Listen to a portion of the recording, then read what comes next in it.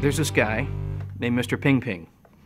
When you look at Mr. Ping Ping, he looks a little small, maybe a little miniature, if you will, but he's actually the world's smallest man. He's 2.5 feet tall.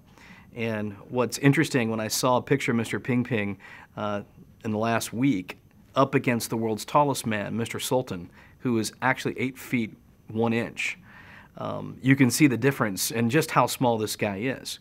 And it's quite a contrast to see these two guys together, and it's kicking off the Guinness World Book of Records new tour and book.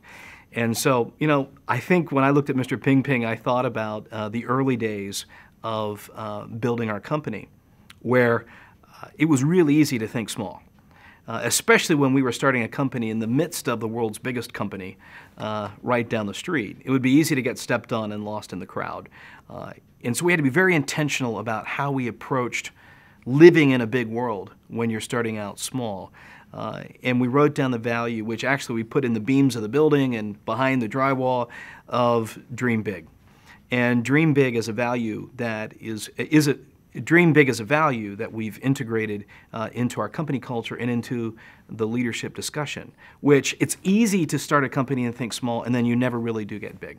But once you start dreaming big, you approach everything differently. You approach your teams differently. You approach your goals differently.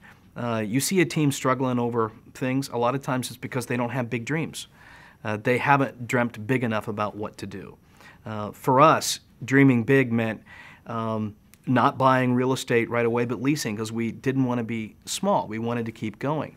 We started in a C Corp, which is something you just don't do. You would start a business as an LLC because it's cheaper from a tax standpoint.